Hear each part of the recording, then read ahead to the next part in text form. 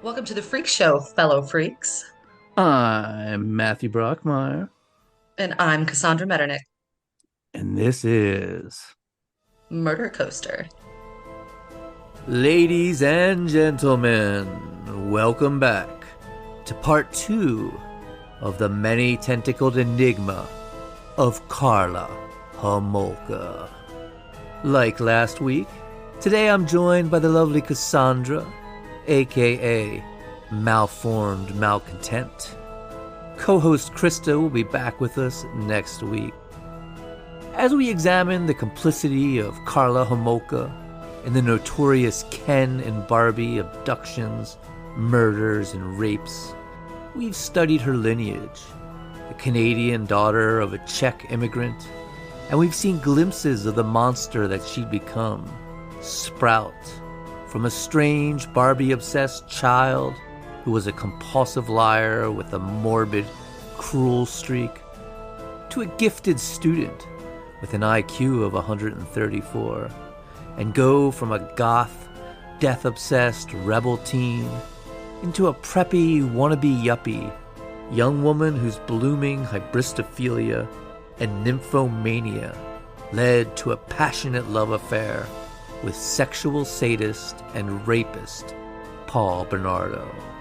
The relationship, a perfect storm of psychopathy and sexual deviance, led to the death of Karla's sister, whom she offered up as a Christmas present to her new boyfriend, as well as the abduction, brutal torture, and murder of 14-year-old Leslie Mahaffy. Today we watch as Karla spreads her tentacles, the enigma taking on more forms, the next of which will be loving wife, as the Ken and Barbie killers, Karla and Paul, head to the wedding chapel.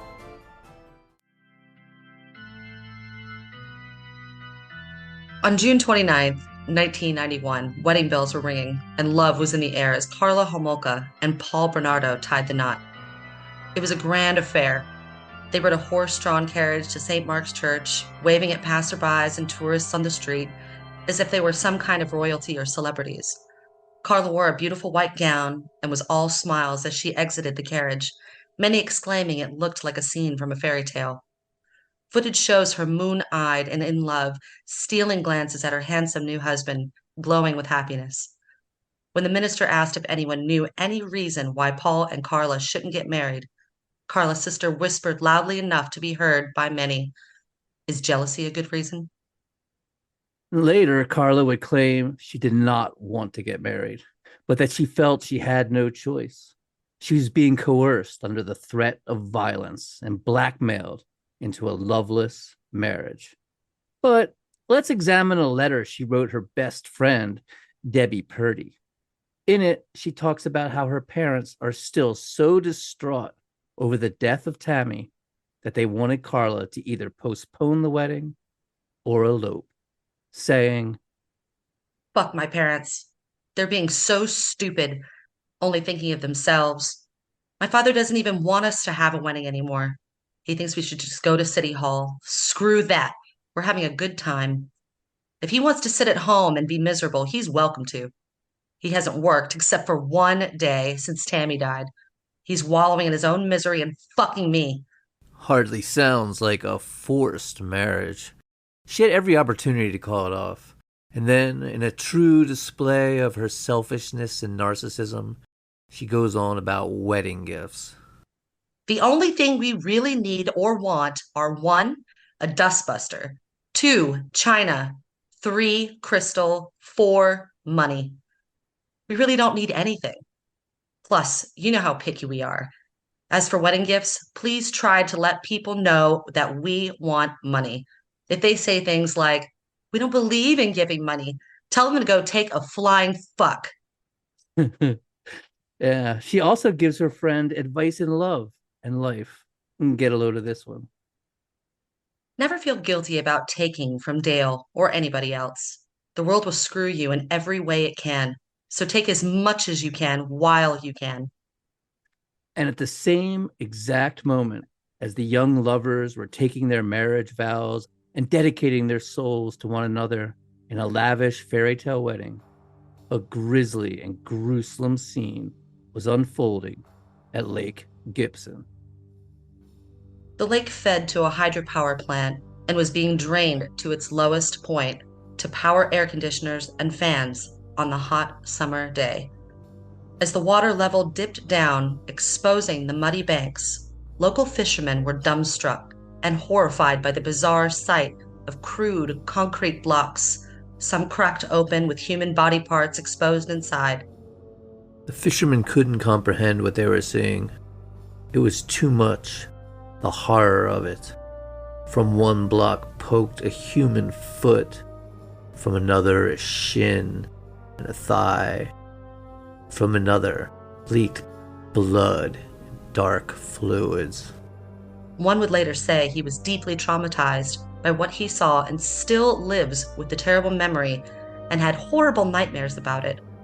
Just other members of the long list of innocent people who would be forever scarred by the callous savagery of the Ken and Barbie killers. And all of this is happening as Paul and Karla were reciting their vows at their wedding. The coincidences in this case are, really mind-blowing. Leslie's eye color was mistakenly reported as brown because apparently the chemicals in the concrete had stripped the blue from them. But her mother says she knew as soon as the body parts were discovered that it was her daughter. Ugh, this poor woman. The guilt she felt from enforcing her daughter's curfew by locking the doors, I can't even imagine. And then, during the trial, most family members would make a big deal of standing and leaving the courtroom when the videotapes were eventually played over and over. But Leslie's mother stayed there, though everyone begged her to leave, hearing the howls of pain as her daughter was tortured and raped, listening to her beg to be released. It destroyed Leslie's mother. She would leave the courtroom a quivering mess that had to be carried. The elaborate wedding was more or less without a hitch, the only real issues springing from Paul's morbidly obese mother, who limped around with a cast on her leg, loudly chomping on bubblegum during the vows and complaining about the veal stuffed pheasant, at which point Paul flashed his baby blue eyes at her, smiled, and told her to fuck off. To be fair, the veal stuffed pheasant was said to be cold. And then the couple was off to Hawaii for what Karla would later call the honeymoon from hell. While Karla would later tell investigators he beat her senseless and she was miserable during the honeymoon, video footage of the time shows her gazing at the setting sun from the balcony of their oceanfront room, saying, The beauty of the ocean, this beach of everything here, doesn't come close to equaling the love I feel for you. I love you, sweetheart. and the couple returned to Canada, tanned and grinning, eager to show everyone the videos of them frolicking on the beach, Karla without a scratch on her toned, lithe body, the images of her in a bikini without a single bruise, directly refuting the savage beatings she would later claim took place. Interestingly, though, when the police would later search their home, they found a newspaper clipping describing a rape that had occurred in Hawaii while they were there. It remains unsolved to this day, and investigators in both the United States and Canada believe Bernardo was responsible, but have never prosecuted him because of extradition issues. So, yep, hell is just a matter of perspective, isn't it?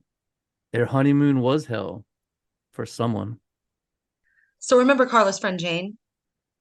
The virgin she lured to her home, drugged, and presented as a wedding gift to her delightfully surprised husband. They'd stayed in touch.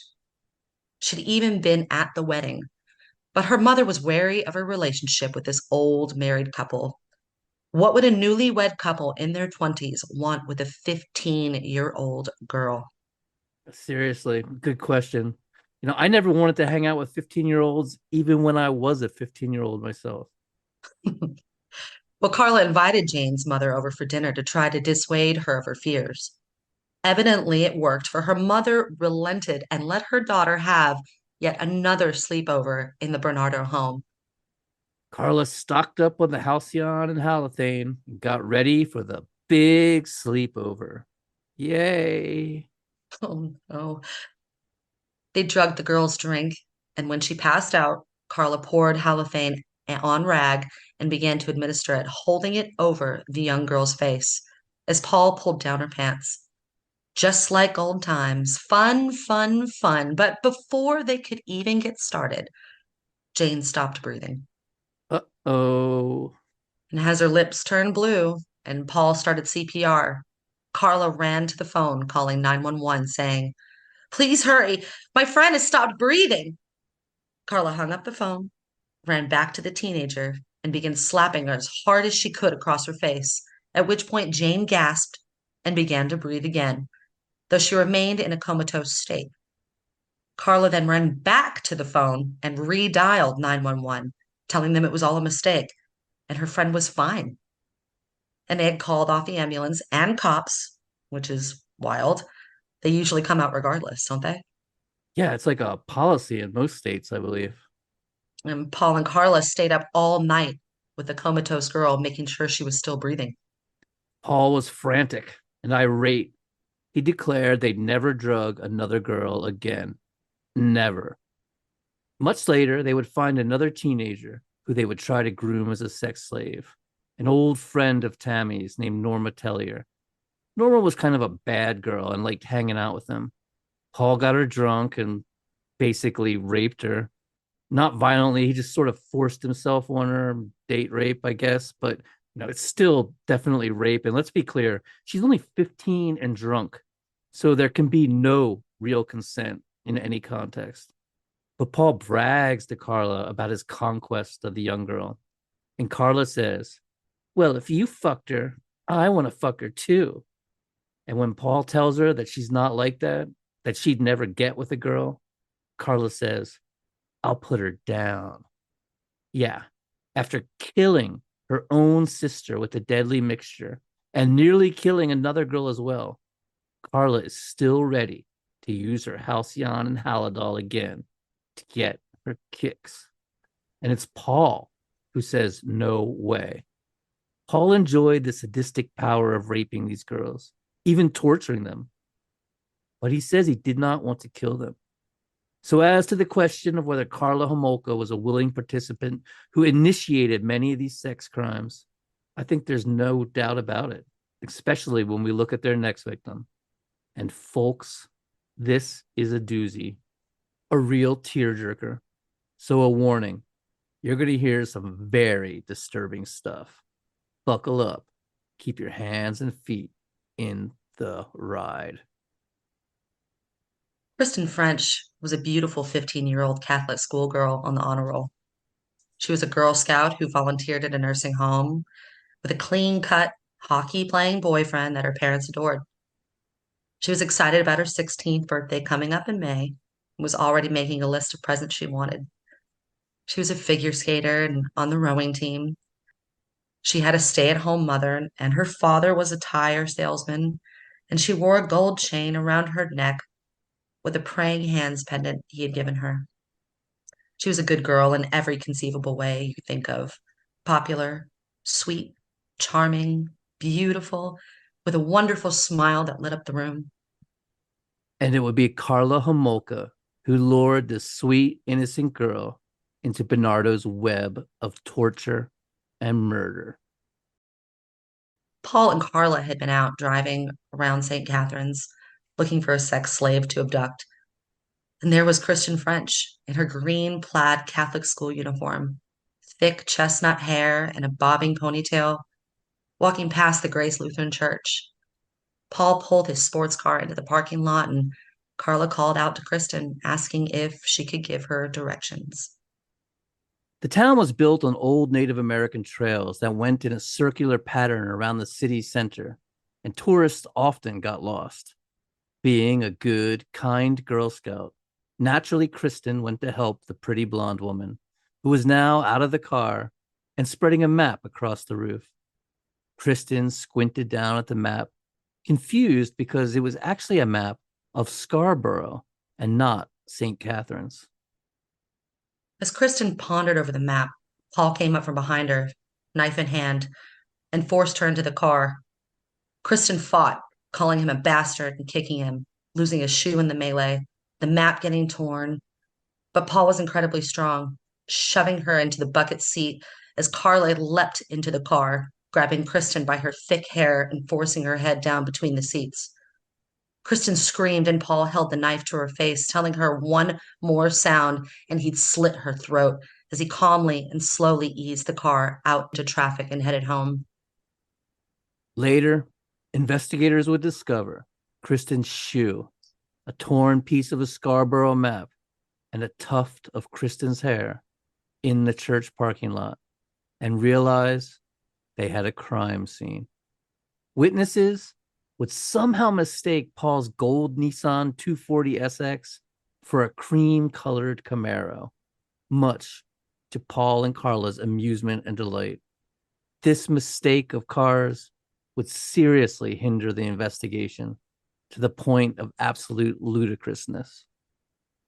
Paul, Karla, and a terrified and whimpering Kristen pulled into the garage, while Karla rushed into the house and ran about closing blinds and removing phones, while Paul blindfolded Kristen and brought her upstairs, where, like Leslie, the first thing he did was take her into the bathroom and film her urinating.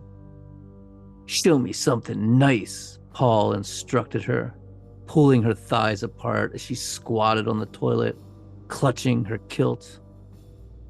There's not much nice to see, Kristen said back, then asked if it was after 6 o'clock. When Paul said it was, she said her mom was going to be worried, and Paul turned off the camera. The next shot in the video is Kristen, blindfolded and fully clothed, kneeling on the floor beside a picture of Tammy. As Ice-T's original Gangsta blares from a boombox, Paul squats beside her, pulls his erect penis from his blue jeans, and says, "Tell my dick you love him." Visibly terrified, Kristen then fillets Paul as he tells her she was doing a good job and asks her if she was sure he hadn't done this before. He then hands her a glass of orange juice and vodka. Kristen, weeping, shakes her head no, takes a sip of her drink, and Paul grabs the crying girl by the chin and tells her to strip. Kristen does as instructed, pleading, "Please, please, please." Paul tells her to spread herself open and zooms in for a close-up. Meanwhile, downstairs, Karla was being the good wife and cooking them all a chicken dinner. The next shots in the video are of Kristen naked on the queen-size bed, Paul shoving his crotch into her face. Karla is the one holding the camera, and she says, "Okay," to let them know she's taping. Kristen looks pleadingly to Karla and, sniffling, says, "I'm 15 years old, and I love to suck dick." "Smile," Karla exclaims to her cheerily, as if she was filming a children's birthday party. Then she says, "Oh yeah, that's good." The next shot is of Kristen on her hands and knees, Paul entering her from behind as she screams out in pain. Paul grabs a handful of her thick brown hair and tells her to shut up, grabs her face and turns it towards the camera. Karla again telling the girl to smile. As Paul thrusts against her and she weeps, Kristen crying out that she loves him 26 times, LL Cool J rapping "I'm bad" in the background. The recording continues the next day. Kristen is back in her Catholic school uniform, and Karla is dressed similar in a short plaid skirt. They're standing before the bathroom mirror, all of Karla's makeup and perfume spread out before them. Paul telling them to do the stuff that girls do. Karla's talking about perfumes with Kristen when Paul asks them to pull up their skirts and bend over the sink, which they both do. Paul seems happy. That night, Paul asked Kristen what she wanted to eat, and she chose McDonald's pizza. Yes, McDonald's pizza. That was a thing in Canada at the time. Since Kristen was larger and more athletic than Karla, Paul put handcuffs on Kristen. Tied her legs together, she strapped her to Karla's beloved hope chest. He then gave Karla a rubber mallet to beat Kristen with if she tried to escape. Paul later returned with the pizzas and two movies he'd rented: Angel Heart, one of my favorite movies, actually. I love that movie. And Karla's favorite movie of all time, Criminal Law, with that dreamy Kevin Bacon. Paul was angry that while he was gone, Karla had let Kristen watch the local news. When Kristen saw her father pleading for her return, she became so upset she vomited. This vomit would later be used to convict Paul Bernardo. When the camera is turned on again, Karla and Kristen are on the bed in their schoolgirl uniforms, kneeling, facing each other. Karla is telling Kristen not to be nervous, that it's okay, telling the trembling teenage girl to try to feel at home. Kristen asks if she can see their dog before she leaves. From behind the camera, Paul tells her yes. Kristen then lays back nervously, Karla telling her how pretty she is before lifting her skirt and lowering her face to Kristen's spread legs and performing cunnilingus.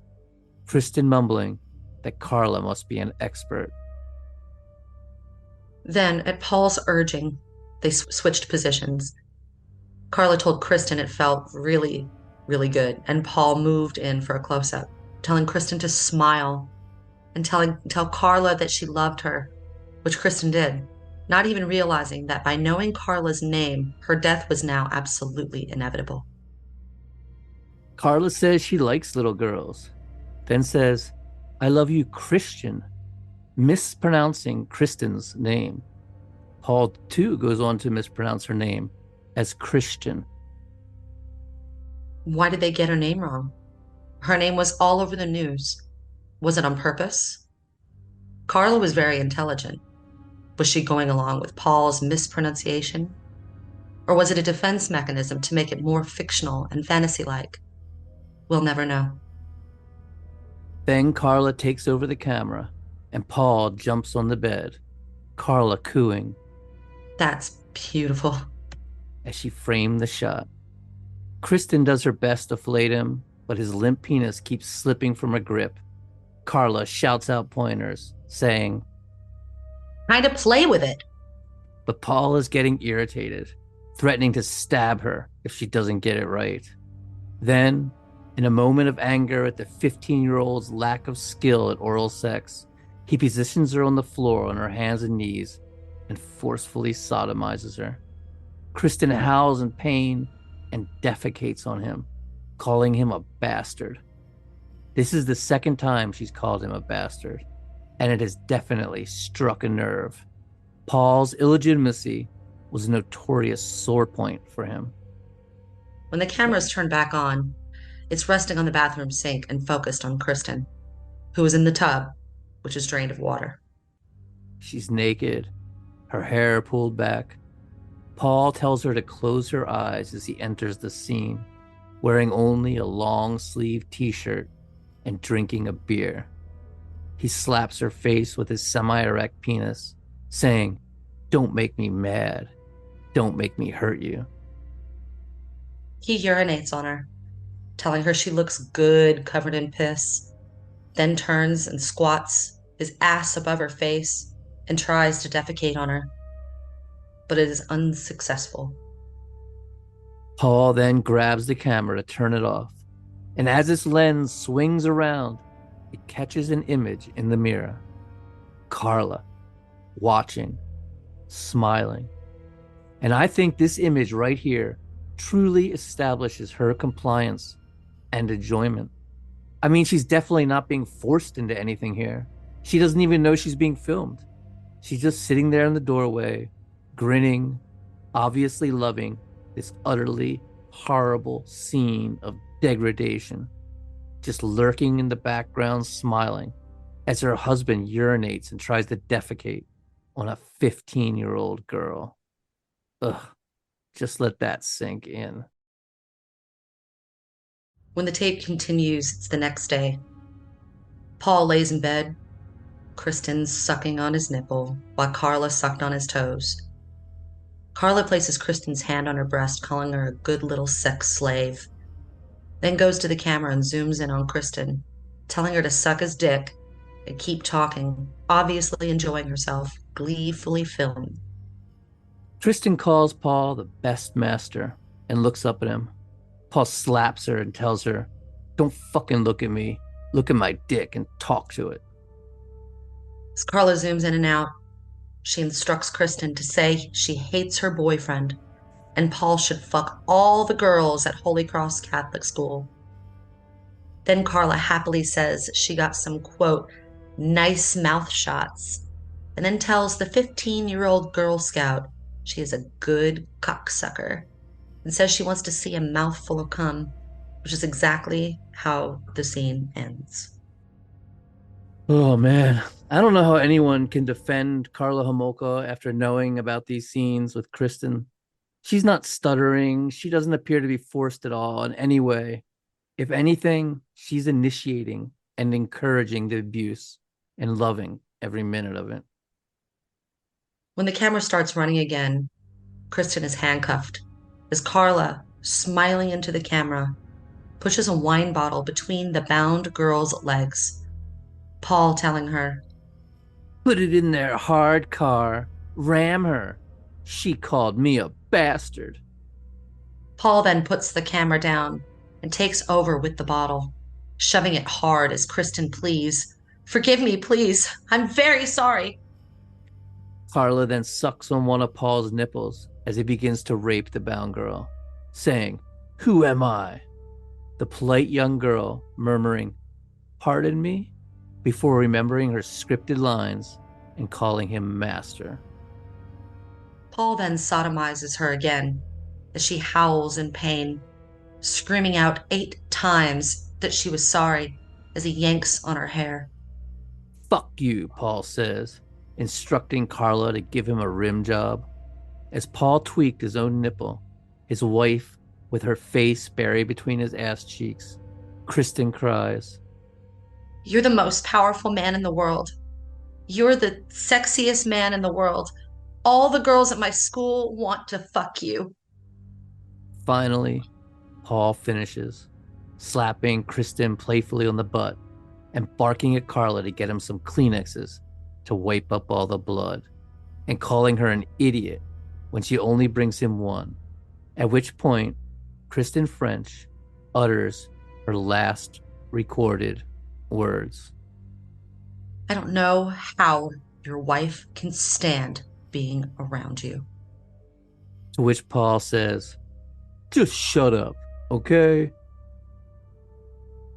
What happens next is contested. Karla calmly says in a police interview that it was Easter the next day, and she wanted Kristen gone. Not dead, but gone, because they had to go to her parents' house for Easter dinner. She's so cold in this interview, just how she says it. And it's so clear that she didn't see Kristen as human, but just a little plaything. She just sort of shrugs and says she didn't want her around anymore. Paul would later swear he didn't want to kill Kristen. He told Karla he was going to skip the Easter dinner so he could keep having fun with his new sex slave. According to Karla, she put her foot down and convinced Paul that they had to go to Easter dinner in order to establish an alibi. So Paul strangled Kristen to death while she watched. All right. So while Karla claimed to be the battered wife who has no say in anything, right here in this police interview, she claims she told Paul what to do and he listened. It's like, which is it? And even if this version is true, she is beyond complicit, actually demanding Kristen's death. But Paul refutes all of this. Paul claims that he went out to get chicken from Swiss Chalet, specifically at Kristen's request, and tied Kristen up and left Karla with the rubber mallet as he had the day before. He got the food and returned the videotapes and rented a new one, shattered. And when he got back, about an hour and a half later, Kristen French was dead. Karla claiming she tried to escape and had no choice but to kill her. And here's some interesting facts. In all the testimony by Karla and in the actual videos, there is no mention of Paul striking Kristen in the face, but there were contusions on Kristen's face, perfectly round bruises that would completely align with a rubber mallet. Remember, Paul says he left Karla with a rubber mallet. Could Karla have worked herself up into a jealous rage and began hammering Kristen in the face with the mallet? Could Kristen have almost escaped and Karla then used the mallet on her? We can't really know. Even Paul says he wasn't there and doesn't know what happened. We do know this. The next day, Karla wrote Paul an Easter card that read, "To the most wonderful man in the entire world, who means everything to me, all my love, Carly Curls." Ugh. Karla cut the thick chestnut hair Kristen French was so proud of off her head. An act of degradation she claims was done so that microscopic fibers and DNA couldn't be found. But most believe she kept the hair as a sick souvenir. Then they put the corpse in their jacuzzi to wash it and scrub it clean. And using a beer bong Paul had picked up in Florida on spring break, douched her vaginal and anal cavities repeatedly to remove any trace of Paul's semen. Interesting to note, Karla had bought the douche solution much earlier when Kristen was still alive, which leaves no doubt she was involved with planning the death and the cleanup. Originally, they wanted to drape Kristen's nude, defamed, and abused corpse, shorn of his luscious hair, over the grave of Leslie Mahaffy. Fucking hell, man. Can you imagine? I have no words. These people are soulless and pure evil. And this is evil. It's a lack of respect, empathy, or decency. So fucking heinous. In the end, they dumped her deep in the woods, down a dirt road that was known as a place for locals to illegally dump trash. Phew. She was found by a scrap metal picker. Kristen French will be buried on Karla Homolka's 22nd birthday. These weird coincidences, it's so strange. Leslie's corpse was discovered on their wedding day. Kristen buried on Karla's birthday. 4,000 mourners turned out for the funeral of Kristen French as Paul Bernardo addressed a birthday card to Karla, "To my lovely, loving wife," and gave her another stuffed animal. Life went on for the newlyweds, and Paul and Karla made plans for a summer vacation because Karla wanted to go back to Disney World. Paul worked feverishly on his rap album. He'd installed an expensive home recording studio and spent countless hours writing rhymes and laying them down over beats such as, I'm young and hype. I get paid to rock the nation. Sometimes I be cool. Sometimes I be chilling. Sometimes I be killing. I'm one in a million. I'll drain your brain and steal your chain. I got no remorse. I got no shame. Cause I'm a dead, the innocent guy. His rhyming scheme's all fucked up there. Gives you an "Good for you, idea Paul." of Paul's musical genius. It's going so well that Paul tells a delighted Karla that as soon as he signs his first record contract, they'd start planning on having children. Like that was going to happen. The record contract, right? Hmm? Oh Jesus. He also told her, fucking oh man. If they had daughters, he was gonna fuck them. And Karla, she was fine with that, saying she hoped to have 4 little girls so he could fuck them all. And it was around this time that Paul tried getting their Rottweiler buddy to have sex with Karla, but they could never seem to make it work. They also started a weird game where Karla would go out on the lawn in the middle of the night and do a striptease, then prance around naked while Paul sat inside watching her from a window masturbating. Yeah, okay. This seems like a good time to discuss hypersexuality disorder, which these two monsters obviously are seriously suffering from. Hypersexuality disorder, also known as compulsive sexual behavior or sexual addiction, is a complex psychological condition characterized by an excessive and uncontrollable preoccupation with sexual thoughts, fantasies, and behaviors. The causes of hypersexuality disorder are multifaceted and can stem from a combination of biological, psychological, and environmental factors. Neurochemical imbalances, such as dysregulation of dopamine or serotonin, may play a role in the development of hypersexuality.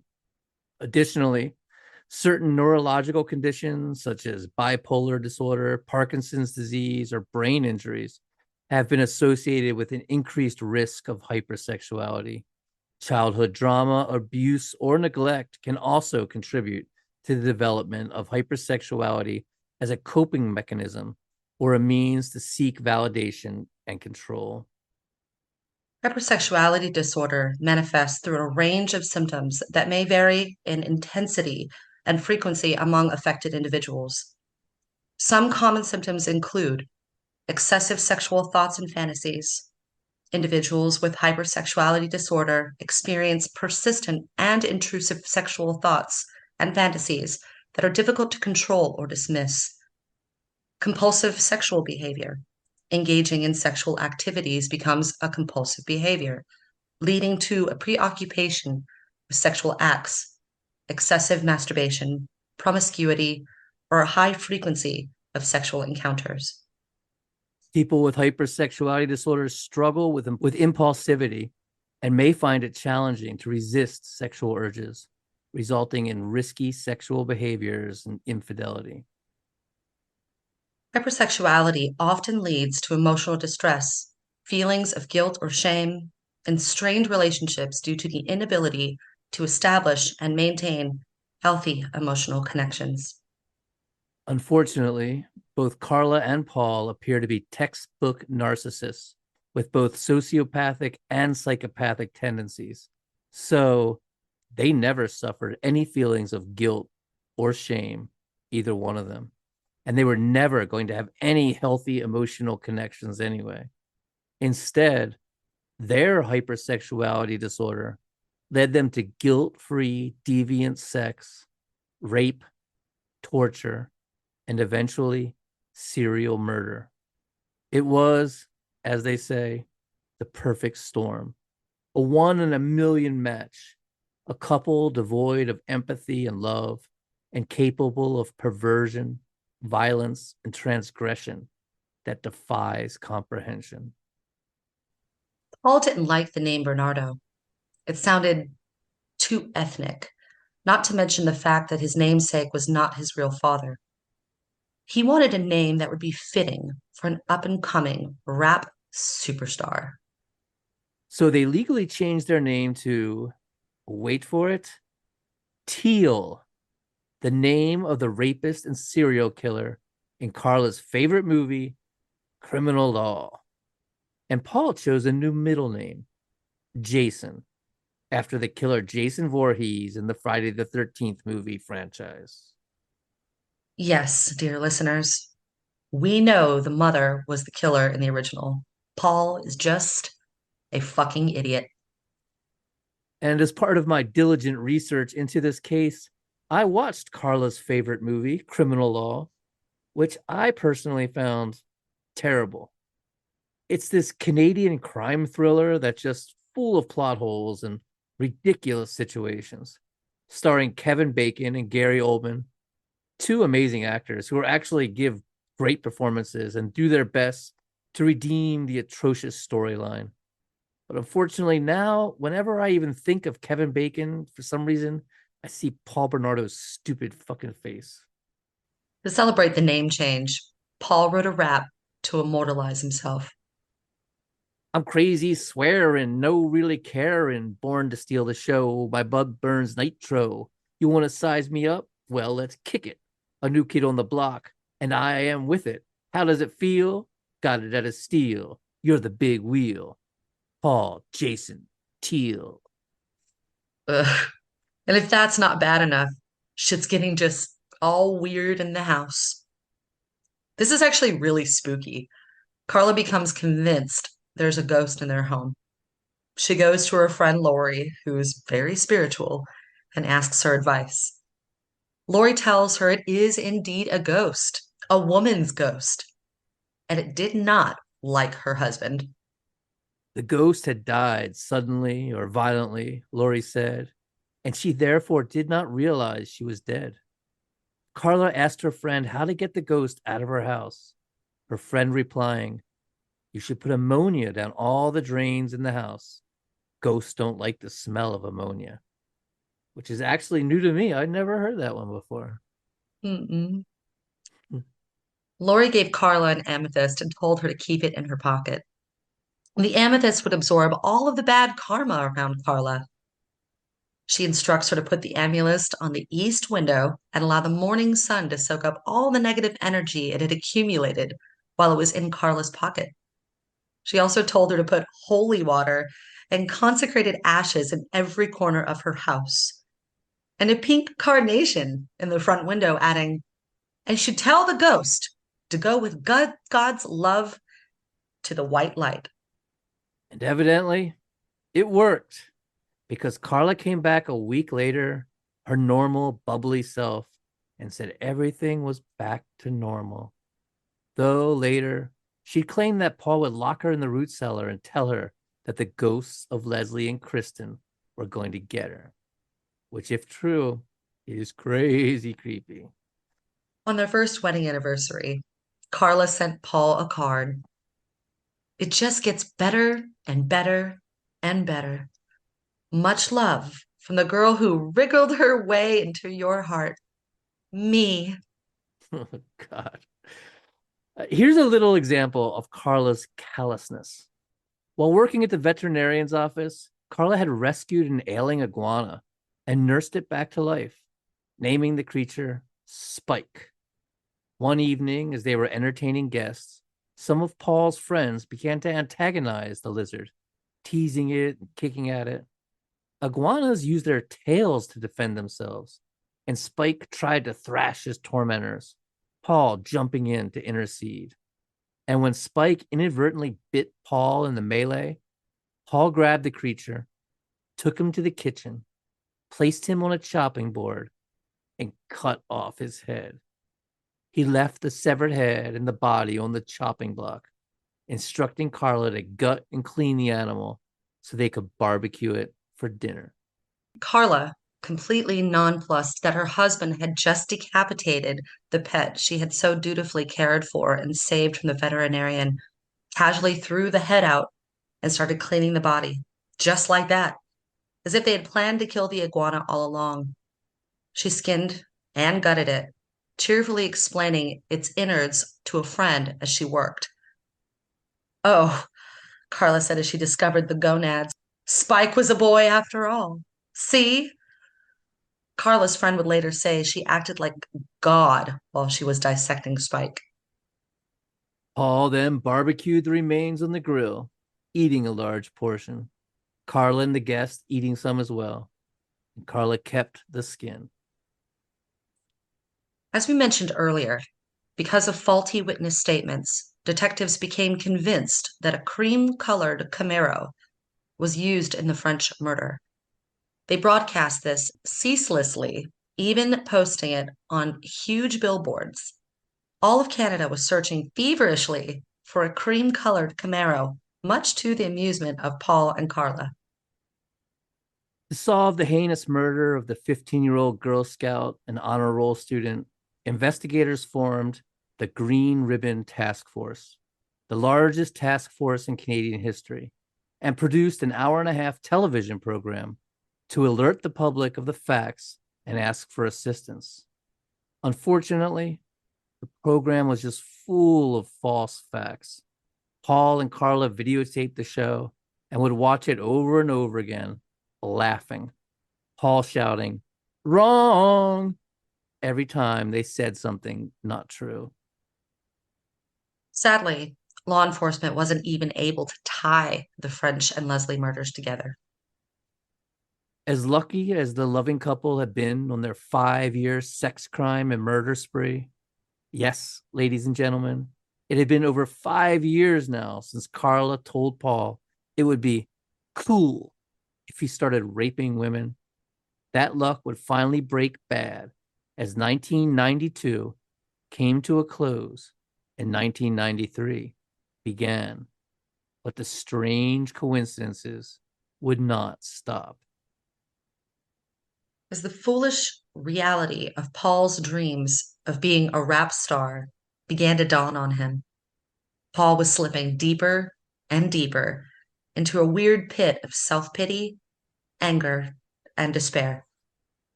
They'd been grooming a new sex slave, Norma, whom we mentioned earlier, and now she flat out rejected them and refused to have anything to do with them. Paul was feeling old. It was obvious he was never going to be a rap star. And now the cigarette hustle was falling apart as well, money growing tight. He began lashing out and acting crazier than usual, punching holes in the walls, killing their iguana Spike, supposedly forcing Karla to sleep in the root cellar. And in this hyper agitated state, Paul started the new year of 1993 by hitting Karla in the back of the head with a flashlight so hard it caused her eyeballs to nearly burst from her head and put black and blue rings around her eyes. And it's a wonder he didn't kill her. Let me say it again. He hit her in the back of the head with a flashlight so hard it nearly popped her fucking eyes out. And the impact from her eyeballs slamming against her face turned the front of her head black and blue. Holy shit. She's a trooper, though. Work ethics of a good Canadian immigrant family. She goes to work saying she'd been in a car accident, but her fellow workmates start making anonymous calls to her mother, who, concerned, rushes to see her daughter and is absolutely horrified. Yeah, Karla is seriously fucked up. It's gnarly. She's got raccoon eyes. She originally denies it was Paul, tries to say it was a car accident, but eventually she gives in and admits to what happened. They take her to a hospital where the doctor says it was the worst case of spousal abuse he'd ever seen. Then they head over to her house while Paul is out and pack up all her stuff, though Karla is extremely hesitant to leave. And she keeps going back in the house to look for something, but won't say what it is. I'll tell you what it was. 6 small video cassettes. Carla's father is distraught to see so many photos of Tammy in the house and carries out armloads of them. Karla is shipped off to some relatives for safekeeping and to heal. Paul, returning to an empty house, starts losing it, trying in vain to find Karla or contact her somehow. He stalks Corral and Dorothy's house, having friends call, drunkenly confronting Karla's mother. Despondent, he goes to his home recording studio and records a rambling, drunken, utterly pathetic suicide rant. It's just sad. And he makes a big show of trying to cut his wrists, but he can't even break the skin, doesn't even bleed. Meanwhile, Carla is happy, getting on with her life. She's living at her Aunt Patty and Uncle Calvin's place in Brampton, Ontario, where Paul can't find her. Far from being the timid abuse survivor recovering from her trauma, she immediately starts hanging out at the local nightclub, the Sugar Shack, where she wears a tight, skimpy black dress and drinks green chartreuse with orange juice. The Sugar Shack sounds like a wild place. She soon attracts the eye of a local appliance salesman in his mid-20s named Jim Hutton. Jim looked exactly like Paul Bernardo. 6 foot tall, blonde wavy hair. He even drove the same car. And like Paul, Karla sleeps with him the first night they meet. Carla then goes on a vindictive streak. She informs the Humane Society that Paul is abusing their dog Buddy. Side note, when the Humane Society shows up to question Paul, they find the dog healthy and hearty, very happy and playful, with no signs of abuse whatsoever. She anonymously informs the Masons that Paul has been charged with assault on his wife, which guarantees his removal from the secret society he was so proud of being accepted into. And she rats him out to customs, telling them all about Paul's cigarette smuggling ring, including the make and model of his car and the license plate. And she consults a divorce lawyer and makes a list of everything she wants, including the hope chest Kristen French had been tied to, as well as those fancy French champagne flutes. Needless to say, these actions do not align with one suffering from abused spouse syndrome. And of course, she tells no one Paul is the Scarborough rapist or of the horrible fates of Leslie Mahaffy and Kristen French. But she wouldn't need to tell anyone Paul was the Scarborough rapist, because remember that DNA sample Paul had given all those years ago? It had finally been tested and compared, and there was a match. Not only that, Toronto detectives noticed that shortly after the rapes in Scarborough ceased, Leslie and Kristen had been abducted in Lake Catherine. It all seemed too odd a coincidence to ignore. Detectives stake out Paul and start tracking his every move. They also ask Karla for an interview. When detectives Mary Lee Metcalf and Ron Whitefield first begin to interview Karla in her aunt and uncle's apartment, she's calm and forthcoming. The first thing they ask her is what would she think if they told her that her husband was suspected of many violent sexual assaults. She says, nothing would shock me. But as the interview, which stretched out to 5 hours, continues, Karla grows more and more nervous as it increasingly becomes obvious that they suspect Paul of the murder of Leslie and Kristen. They wanted to know if Karla had a Mickey Mouse watch, but they would not tell her why. Oh, but she knew why. Kristen French had owned a Mickey Mouse watch, and Karla had been wearing one when she was checked into the hospital. Now, it would end up that this was not the same watch. Karla was actually wearing her sister's Lori's watch, and Kristen's watch had been destroyed. But wearing that watch reminded her of Kristen, even if it was not the actual watch. I mean, it's so fucking sick. It's a souvenir. Yeah, absolutely. And she suddenly became agitated and visibly nervous. When they finally conclude by asking for her fingerprints, she's in a near panic, as well she should be, for they'd find those same fingerprints on that scrap of map found at the abduction site of Kristen French. When detectives leave, they tell her if she needs anything from them, anything at all, to just ask. After the detectives leave, Karla cracks.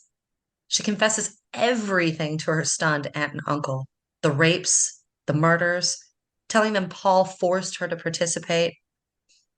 They tell her she needs to get a lawyer immediately. And she does, in fact, have a connection to one of the best defense attorneys in all of Canada, George Walker. Karla had grown friendly with George Walker's wife through the veterinarian office and had even facilitated the Walker family getting a Dalmatian puppy. George Walker's usual reply to domestic law and divorce was to tell them to kill their spouse. Then I'll defend them. I'm a murder lawyer. But after being coaxed by his wife, he agreed to see the young veterinarian assistant and hear the story. But his office was over an hour away, and Karla had no ride. In a very interesting and bold move, Karla actually contacts the detectives who had told her to call them if she needed anything and asks for a ride. They readily agree, hoping to glean more information during the ride, and they drive her to her appointment. Karla talks all the way there. She yabbers on about pets and dogs, saying German shepherds weren't to be trusted, and talks about the bloodline of her Rottweiler buddy. Very, very tellingly, she begins to talk about her wedding. how wonderful and magical it was. She says it was the greatest day of her life. And just a short time later, she would change her tune on that completely, saying she was forced to get married, didn't want to do it, and that the wedding was awful. With Karla Homolka, there is no truth, only manipulation. Karla tells her new lawyer, George Walker, everything: the abductions, the videotaped sexual assaults. To his utter amazement and shock, the experienced criminal attorney who specialized in murder cases had never, ever heard anything like it before. She tells him Paul killed the girls, but she was there and watched it happen. She then asks him if she can get immunity if she testifies for the prosecution. He says he honestly doesn't know, but says he will do everything in his power to try to facilitate it. On the way back, Karla is stubbornly silent, despite the detectives trying to cajole her into talking. She says she doesn't want to answer any questions. They ask her if a lawyer told her not to speak, to which she curtly replies, "That's a question too." The audacity and boldness to have the detectives drive you to your homicide lawyer. It's insane. I get nervous and start shaking just seeing a cop, even when I'm not doing anything wrong at all. But this murderess can just chill out with them in their car for hours. It's got to be like some kind of sociopathy or something, the way she can just be so chill. No, thank you. Karla's lawyer contacts the Crown prosecutor and tells them all that Karla knows and that she will testify for immunity. And yet another strange coincidence, at the same exact time, the couple's name change was approved and finalized by the Canadian government. And then 3 days later, Paul Bernardo, now Paul Jason Teal, was arrested for murder. He was incredibly smug during his initial police interview, smirking, avoiding questions, being flip and uncooperative. But he suddenly lit up when they asked him about his music. That's what you want to call it. When asked how he came up with his lyrics, he launched into a long monologue on the art of rapping, saying, Oh, see, a lot of it's in my mind, because you have a song and what beat's going to go in that song, like what the song's about and blah, blah, blah. And then it's a lot of preparation time. So if you want to be a writer, you got to go into love songs, pull out how people feel. You can't just say, I love you. You have to be able to put it into an image, a scenario, like where you walk on the beach and through the sand, hand in hand. See the way that rhymes? Sand and hand. I have a whole rhyme book full of all kinds of rhymes. until the detectives finally couldn't take it anymore and screamed for him just to shut up. At which point he asked for a lawyer and the interview ended. For 71 days, investigators searched Paul and Karla's house, tearing it apart, smashing holes in the walls, going over every inch of the property. Investigators discovered test tubes with blue liquid that would be found to be ground halcyon mixed with water and ready to be administered to drinks of the unsuspecting. They found a chronological list of all of the Scarborough rapes, with Detective Steve Irwin's card attached, including notes on the times and locations of each rape in Karla's handwriting. They take 50 books into evidence, including true crime classics like Perfect Victim, A Killing in the Family, The Confessions of Henry Lee Lucas, and The I-5 Killer, as well as fiction like Flowers in the Attic, The Funhouse, The Fury, American Psycho, and a copy of Crime and Punishment by Fyodor Dostoevsky. Which, come on, I have all those books. It means nothing. It's ridiculous. But a lot was made about Bret Easton Ellis's American Psycho, how the murderer Patrick Bateman was a handsome, preppy, with the same initials as Paul.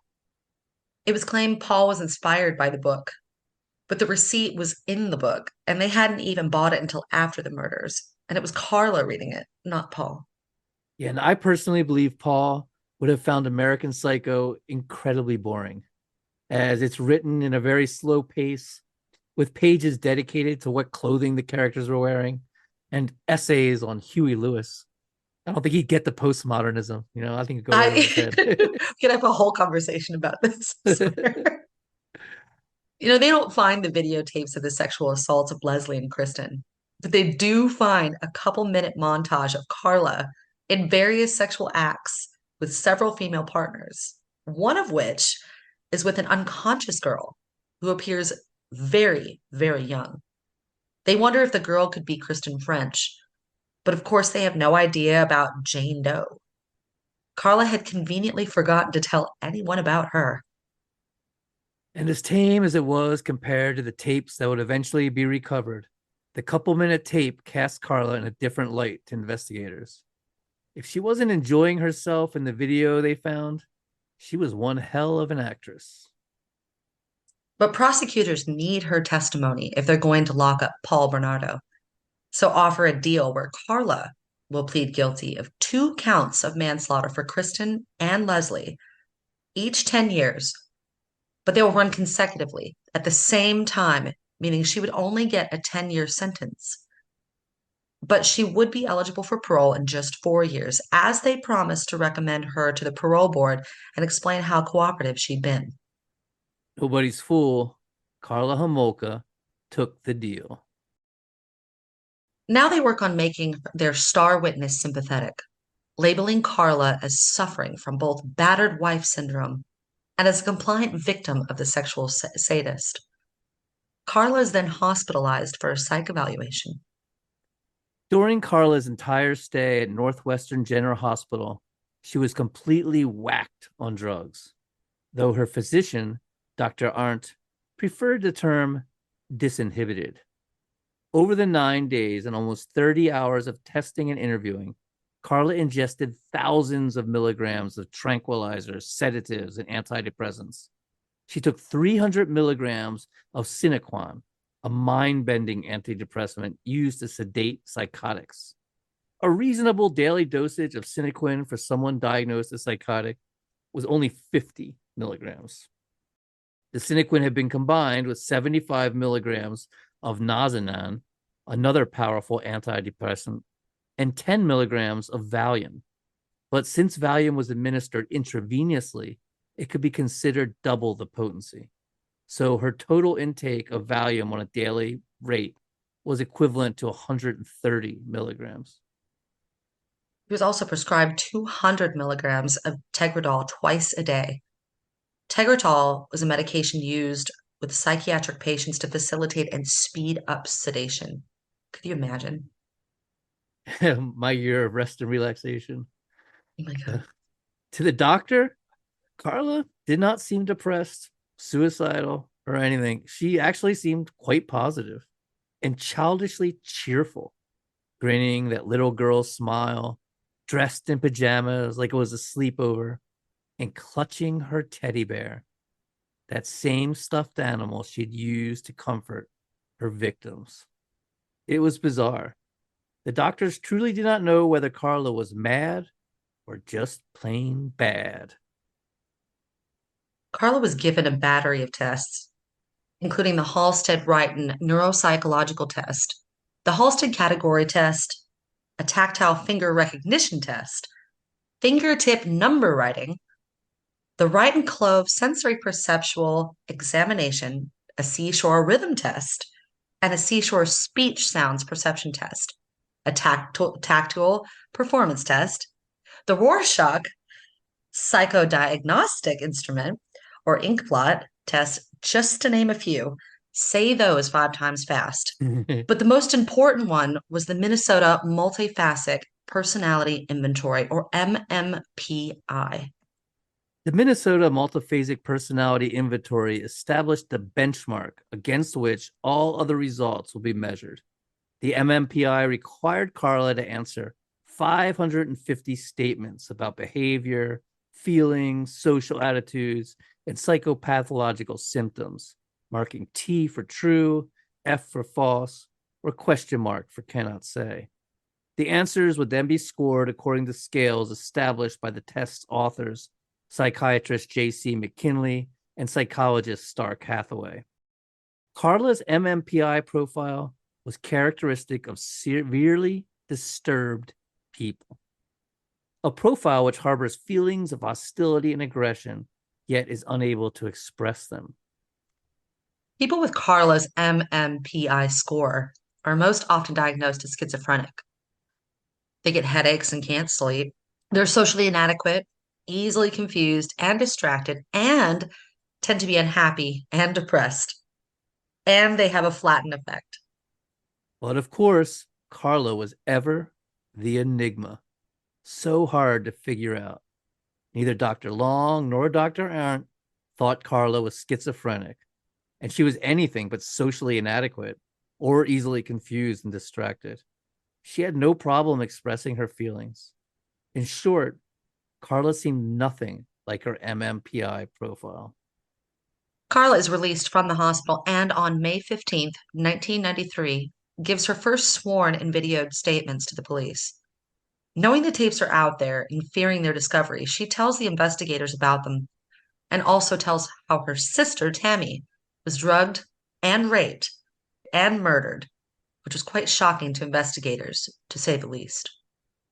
Yeah, she tells them just about everything, only leaving out the drugging and raping of Jane Doe and, of course, how much she participated in it all and enjoyed it. She also tells them that she held the halothane rag away from her sister's face, which is not true. She had it pressed right against her face, as is evident by the burns and as would eventually be seen in the videotapes. And, as a veterinarian assistant, she would have known how deadly halothane can be as well. And the video of this interview is out there. You can go watch it. It's really disturbing as she goes into very graphic details in just the most nonchalant manner. It's just chilling, to say the least. But believing Karla was absolutely necessary to their prosecution of Paul Bernardo, prosecutors don't file new charges against her for the murder of her sister, and instead basically just add 2 years to the same sentence. Instead of the two concurrent 10-year terms for manslaughter, she would get two concurrent 12-year terms. But that would only add an extra year to the mandatory time she would have to spend in jail. Instead of 3 and a third years before she was paroled, it would be 4 years and 4 months. Effectively, Karla had been completely exonerated in the death of her sister and had escaped any sexual assault charges whatsoever. And then Karla sat down and wrote her family a letter about her sister, Tammy Lynn. In one sitting, on lined paper, in her neat, loopy script, she wrote, Dear Mom, Dad, and Lori, this is the hardest letter I've had to write, and you'll probably all hate me once you've read it. I've kept this inside myself for so long, and I just can't lie to you anymore. Both Paul and I are responsible for Tammy's death. Paul was in love with her and wanted to have sex with her. He wanted me to help. He wanted me to get sleeping pills from work to drug her with. He threatened me and physically, emotionally abused me when I refused.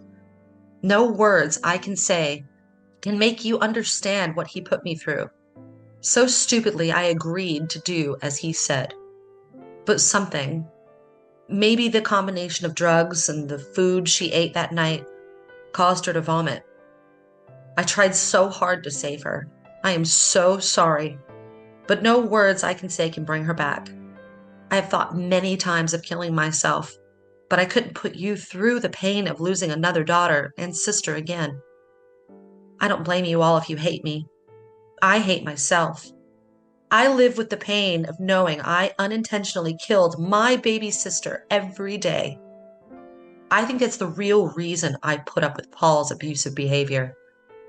I felt I deserved it for allowing him to drug and rape my beautiful baby sister. I loved her so much and never wanted to do anything to hurt my Tominskys, my Tammykins. Please believe me. I would gladly give my life for hers. Nothing I can say or do can bring her back. I don't expect you to ever forgive me, for I will never forgive myself. Karla, XOXO. Aw, hugs and kisses for little Tammykins. Fucking hell, man. Her mother, she read the letter in front of the family and just shrugged. Her father, Carell, slumped in his chair. Fucking A, man. Ugh. Paul, meanwhile, hearing that Karla was now the prosecution's star witness and was going to testify against him, decided to let his lawyer Ken Murray know where the hidden tapes were. Let them see for themselves just who Carly Curls was. His lawyer managed to get permission to go to the house and retrieve some of Paul's personal belongings. Then, following a treasure map Paul had given him, he went to the upstairs bathroom, lifted a recessed light in the ceiling, which, by the way, had been searched and was hanging loosely. But after reaching his arm in as far as it would go, stretching it out, searching the dusty rafters with his extended fingertips, his hands fell on 6 8mm video tapes. Kim Doyle, a law clerk for Paul's lawyer, was the first to watch the tapes. She describes it as the most powerful thing she'd ever experienced in her life, saying it was utterly horrible and traumatizing beyond belief. She would later suffer severe PTSD, and to this day, decades later, just the word videotapes sends her into a state of panic and trauma. Just another victim of the Ken and Barbie killers. Paul's lawyer, Ken Murray, decides to hold on to the videotapes, to not release them to the prosecution, and to use them as surprise evidence during Paul's trial, like an ace up the sleeve that will destroy the credibility of Karla, their star witness. Which, I don't know about Canada, but withholding evidence from a trial is very illegal here in the United States. On June 17th, 1993, Karla takes police on a tour through the house. It's videotaped, and you can watch it. It's utterly fucking bizarre. She's dressed like a schoolgirl in a plaid skirt and white blouse, hair in a braided ponytail, as if to say to the police that she was an innocent victim. So manipulative. She actually asks if her furniture has been damaged, then asks if she can take one of the books with her. But she does show them an area of the carpet where Kristen had vomited, that they then test for DNA. The test will reveal not only Kristen's DNA from her vomit, but evidence of Paul's sperm, which she'd thrown up, conclusively proving Kristen had been in the house and Paul had been a large part of the crime, his semen actually in her stomach. 11 days later, Karla quietly goes to court, pleads guilty, and is sentenced to 12 years. A gag order was hastily put into effect. The press were banned not only from the proceedings, but from reporting any details on the case at all. The public is left in the dark. The deal with the devil is done. Paul Bernardo is then formally charged with 2 counts of first-degree murder, 2 counts of unlawful containment, 2 counts of kidnapping, 2 counts of aggravated sexual assault, and 1 count of causing indignity on a human body. It was decided to try him for the Scarborough rapes and the death of Tammy at a later date. Meanwhile, Paul's lawyer, Ken Murray, is pondering the ethical and legal ramifications of not releasing those videotapes and steps down as Paul's lawyer. After having held the tapes for 15 months, well over a year. Paul's new lawyer, John Rosen, then immediately released the tapes to the prosecution. They would be described as both a bombshell and a Pandora's box. If Ken Murray had just released the tapes when he'd found them, Karla would never have been given that deal. But now, it was too late. She'd been tried. She'd been sentenced. The deal was done. So crazy. When the prosecutors look at the tapes, they see that not only was Karla definitely a co-conspirator, a very willing accomplice enjoying herself, but they also discover there was another victim Karla had not told them about, Jane Doe, a horrendous crime she was not only active in, but completely initiated. But what wasn't on those videotapes was the actual murders of Leslie and Kristen.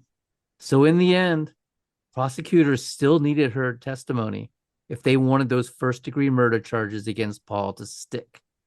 So Karla is never charged with the abduction and sexual assault of Jane Doe. But instead, the prosecution brings in psychiatrists from California to say she was so traumatized, she suffered memory loss and had amnesia and is still very much the victim. She's saying she was suffering from battered women syndrome, a subcategory of post-traumatic stress disorder. Many felt it was an insult to real battered women. In battered women syndrome, the woman is under the complete domination and control of a violent partner. They don't have their own bank accounts, they don't have their own money. Karla was completely independently employed. She would go off on her own, have girls' night out, even take vacations without Paul to Florida. Battered women did not participate in the kidnapping and confinement of teenage girls whom they sexually assaulted, nor did battered women give their fiancés their younger sisters for Christmas. And it also appeared she hadn't been truly physically battered. Besides the time Paul hit her with the flashlight, there were never any bruises on her. And there were lots and lots of videos and photos of her in a bikini, as well as completely naked from every angle possible. Not a single scratch. And also the fact that she continued to correspond with Jim, sending him nude Polaroids of herself, was very inconsistent with a diagnosis of post-traumatic stress disorder as well. And some of the most damning and disturbing things on the tape are Karla role playing as her dead sister Tammy, dressing in her clothes, wearing her hair like her, talking like her, even holding Tammy's photo over her own face. And she wasn't being coerced into this, forced. It was a present she was offering up to Paul. And she even tells Paul as she strokes him with a pair of Tammy's panties. I loved it when you fucked my little sister. I loved it when you took her virginity. You're the king. I love licking your ass, Paul. I'll bet Tammy would have loved licking to lick your ass. I loved it when you put snuggles up her ass. Oh God, man. This shit is scarring just to like research it, I swear, man. For Bernardo's trial, the media ban was finally lifted and the press went crazy. The court was packed with visitors, people actually sleeping on the sidewalk outside the courthouse to get in the next day. And boy, oh boy, did they get a show. With Paul saying Karla was the murderer, mouthing fuck you to her as she passed him on her way to the stand, and Karla smirking back at him, calling him a monster, and claiming it was all Paul behind the crimes. And all the sordid details were brought out and gone over. And of course, those horrible, horrible tapes were played. There had never been video evidence of a crime of this magnitude before. It was a legal conundrum at first, but in the end, the judge ruled that the tapes will be played, but that only the jury would be able to actually see them. The rest of the courtroom, including the victim's family members, would only be able to hear the tapes. Some felt this was even worse, as the imagination could be so disturbing. Monitors were set up, turned so that only the jury could see them, and the tapes were played. The audio booming through the crowded courtroom. Leslie's mother, guilt-stricken and blaming herself for locking her daughter out of the house that awful night, sat day after day as the sadistic torture of her daughter was played over and over and over again. Eventually, as the desperate cries of her daughter begging and pleading filled the courtroom, it became too much, and she attempted to flee, her knees buckling, having to be carried out by her family. One reporter remembers being so traumatized by the tapes that she wandered out of the courtroom and into the streets, not knowing where she was, and found herself sitting in the grass in a traffic circle, not even sure how she got there. She says that she looked into the abyss that day. Paul's lawyer savaged Karla on the stand, laid it out for all to see that she was a sadistic and evil psychopath, and most likely the ringleader of the whole damn show, blaming the actual murders themselves squarely on her shoulders. But regardless, the jury found Paul guilty on all accounts, including first-degree homicide. For his next trials, the Scarborough rapes and the death of Tammy, Paul was designated a dangerous offender, which ensured he would never be released from prison again and would die behind bars. And Jane Doe would never, ever receive justice. Her case would just be swept away. Prosecutors would claim, with her knowledge and consent, saying she didn't want to relive the trauma, though years later, Jane Doe would go publicly, claiming she was not contacted at all. That's so fucked up, man. I don't know, man. It's just a fucking mess. In December of 2001, the videotapes were finally destroyed. But the deposition of Karla watching and commenting on the tapes actually does still exist, but is under a court seal. Karla was sent off to prison saying, I hope they'll let me do my hair in jail. I would just die if my hair went to hell. But Karla was a model prisoner. She took classes, received excellent grades. She is highly intelligent, as we know, and received a bachelor's degree in psychology. She was all set for parole when she started up a relationship with another fucking murderer.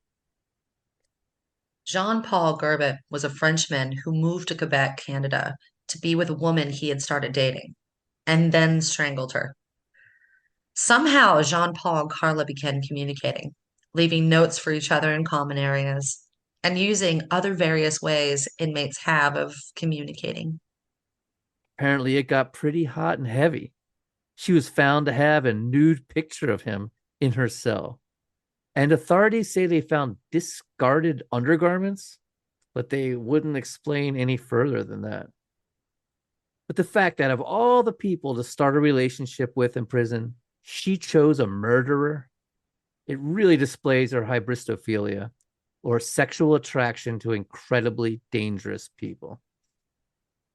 And this was all they needed to deny her parole and rule that she had to stay in prison for her full sentence, the National Parole Board stating. You have secretly undertaken an emotional relationship with another inmate, and evidence gathered seems to indicate that this relationship rapidly became sexual. On July 4th, 2005, Karla Homolka, now going by Karla Teal, became the first convicted serial killer to be released from prison and settled in Quebec. Because she was never charged or convicted of any sex crimes, she didn't have to register as a sex offender. She attempted to change her name again in 2006 to Emily Tremblay, but it was denied. Tremblay is the most common name in Quebec. Trying to go under the radar there. She married her lawyer's brother, and the two had a child together, a baby boy, in 2007. And many of the nurses at the hospital refused to care for Karla. Yeah. And the couple went on to have two more children together. And she eventually was able to change her name to Leanne Bourdelet and live anonymously for a time. But eventually the press learned of her identity and discovered she was a parent volunteer at her children's school. A big old fuss ensued, as it should, when you find out a convicted or serial killer is watching over your kids. Yeah. She supposedly moved to the Caribbean for a time, but is reportedly now back in Canada, living alone, estranged from both her children and her husband for reasons unknown. I can take a wild guess. Yeah? What is it? You know, That she's this Karla is Karla. Homolka? This is Karla Yeah. fucking Homolka. Yeah. And, ladies and gentlemen, there you have it. The life and times of Karla Homolka. When you watch all the documentaries, you hear it described in so many ways. People talk about the banality of evil, the emptiness in her, the deadness to her eyes. She's been diagnosed by doctors as severely disturbed borderline personality, a histrionic, hybristophiliac, and a psychopath. I see a highly intelligent master manipulator with these multiple images of herself she's able to project, from the sweet little schoolgirl to the sexy wild thing, from the pathetic battered woman to the sadist actively receiving sexual pleasure through torturing and watching others suffer. These were the tentacles she used to entrap souls and accomplish her goals. And this has been the multi-tentacled enigma of Karla Homolka. But in the end, I think the mystery hinges on one thing. Did she commit the actual murders? Did she kill Christa and Leslie? What do you think? Guilty or not? Well, I think she's fucking guilty as sin. When you think she actually... I mean, all right, so you had those knee prints, the small knee prints on her back, and there was those bruises that looked like a mallet hammer on Kristen's face. I think that right there, pretty damning evidence. I think that I think there's a good chance. I mean, who knows, but I think there's a good chance she did it. Well, burn marks all over her sister's face. I mean, there was no. Well, she did that, but that was supposedly an accident. There's no denying that. Yeah, but of course, but I mean, it is clear that this woman is extraordinarily sadistic and a raging narcissist. I mean, anything's possible, but the evidence is just ridiculously. Yeah, and then after she killed her sister, they keep trying to do the same thing with the halothane. They almost killed Jane Doe. It's a miracle she lived. And then even that she's ready to do it again. And Paul's like, no, we got to stop doing that. It's fucking crazy, man. I want to be a rap star because I'm great. Which is fucking awful. He's pathetic. Yeah, he sucks. He sucks. But is he a murderer? I don't know. I've got a really, really deeply twisted mind, and some of that was hard to read. Yeah, that was a gnarly one. That's a rough one. Yeah. Jesus Christ. Good one, dude. Very good. Yeah. And thank you so much for listening, dear listeners. We hope you survived. And we want to hear from you. Did we get something wrong? You got a case you think we should cover? You just want to say hi? Reach out. Send us a line at murdercoasterpodcast@gmail.com. That's murdercoasterpodcast@gmail.com. Thank you so much for listening. And thank you so much, Cassandra, for being here with us. Thank you for having me. Bye.